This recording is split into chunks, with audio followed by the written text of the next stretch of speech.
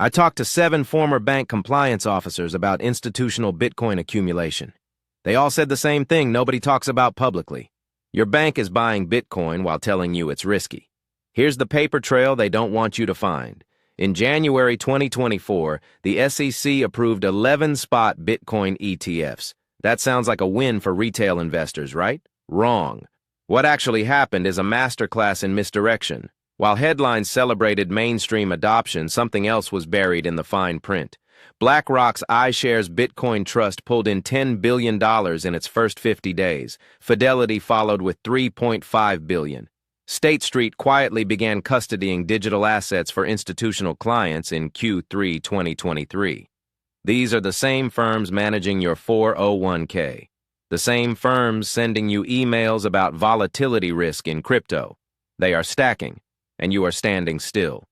This video is going to show you the exact paper trail, 3 specific warnings about what this means for you, and what. Let's be clear about who is sitting in the crosshairs here. If you have a checking account, a savings account, a retirement fund, or any exposure to traditional finance, this affects you directly.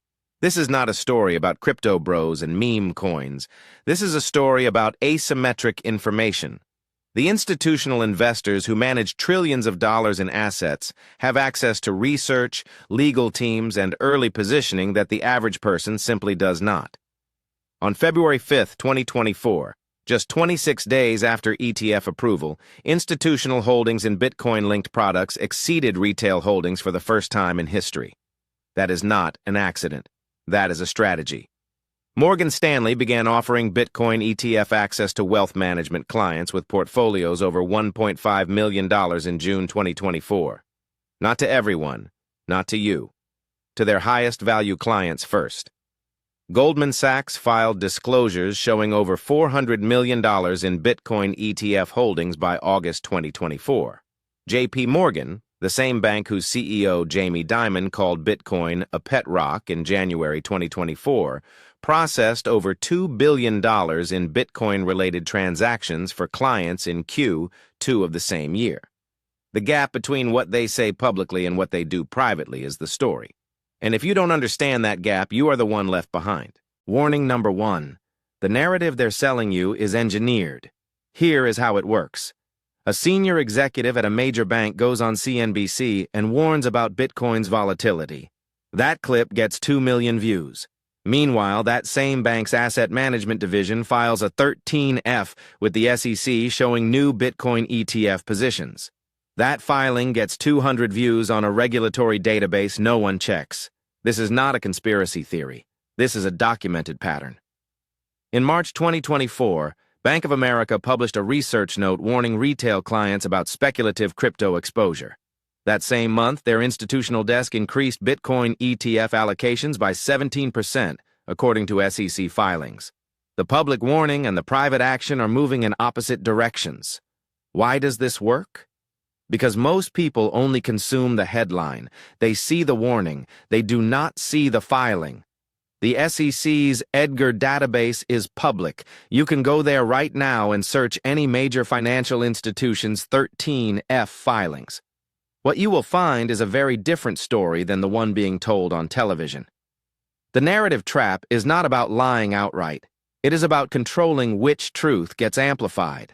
And right now, the truth being amplified is designed to keep you on the sidelines. Warning number 2. There are only 21 million Bitcoin, ever. That number is coded into the protocol and it cannot be changed. Here is where this gets urgent. As of October 2024, approximately 19.77 million Bitcoin have already been mined. Roughly 1.5 to 2 million of those are considered permanently lost, locked in wallets where the private keys no longer exist. That brings the effective circulating supply closer to 17 or 18 million coins. Now layer institutional accumulation on top of that. BlackRock's IBIT ETF alone holds over 370,000 Bitcoin as of late 2024. Fidelity's FBTC holds another 190,000. Combined, just 2 institutions control over 560,000 Bitcoin. That is approximately 3% of the entire possible supply, held by 2 companies, accumulated in under 12 months.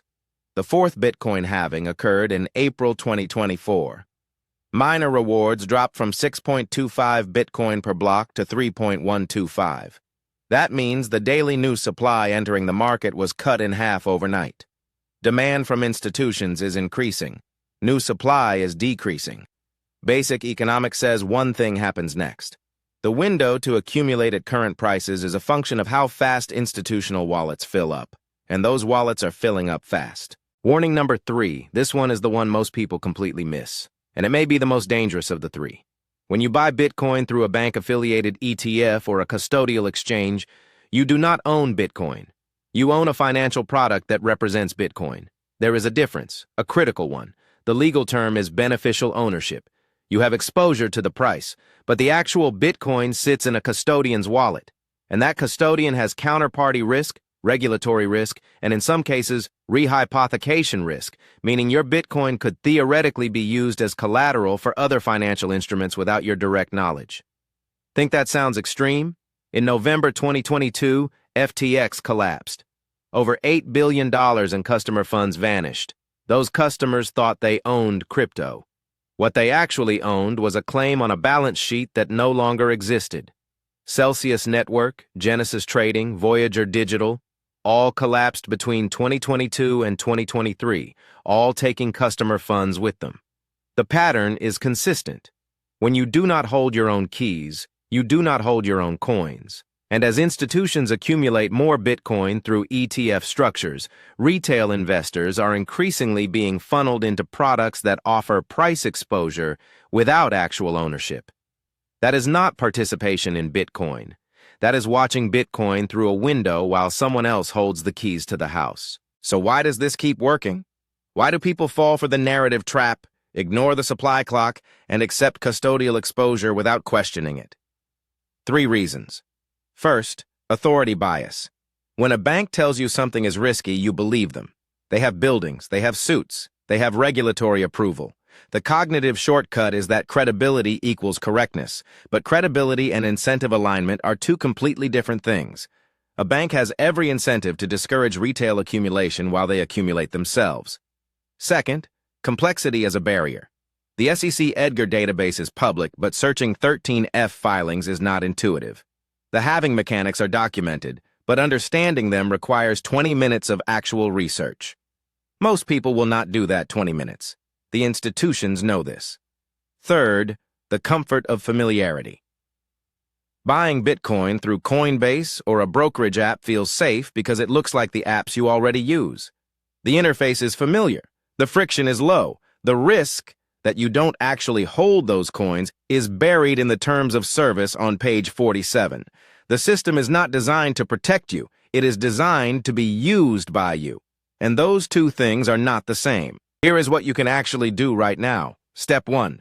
Verify do not trust. Go to SEC Edgar, search 13F filings for any major financial institution you interact with. Look at their Q3 and Q4 2024 filings. See for yourself what they are holding. The paper trail is there. You just have to look. Step 2. Understand the halving timeline. With new supply cut in half as of April 2024 and institutional demand at record levels, the accumulation window at current price levels is not infinite.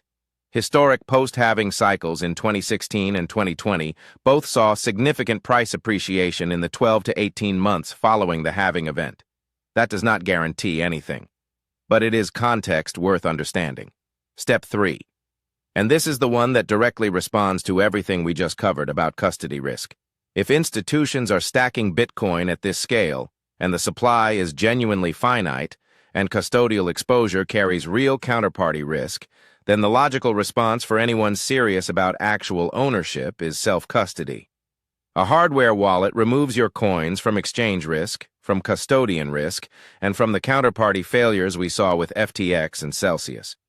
Ledger and Trezor are the 2 most trusted names in hardware wallets. Ledger's NanoX supports over 5,500 assets and lets you manage everything from a single device. If you are going to take Bitcoin seriously, and the institutions clearly are, owning the keys to your own wallet is not optional. It is the point. Links are in the description. The institutions are not going to wait for you to be ready. They are already moving. Before you go, let's close the loop we opened at the start. I talked to 7 former bank compliance officers. They all said the same thing. The institutions are not buying Bitcoin because they suddenly believe in decentralization. They are buying it because they understand supply, demand, and asymmetric opportunity. They spent years telling you it was risky. They spent those same years building the infrastructure to accumulate it at scale. The paper trail is in the SEC filings. The math is in the halving schedule. The risk is in the custody structure. What you do with that information is entirely up to you. If this video gave you something most financial content won't, an actual look behind the curtain, share it with one person who needs to see it. Subscribe for more research like this every week, and drop a comment. Are you self-custodying your crypto, or are you still on an exchange? I read every single one. Disclaimer: this video is for educational and entertainment purposes only. Nothing constitutes professional advice of any kind.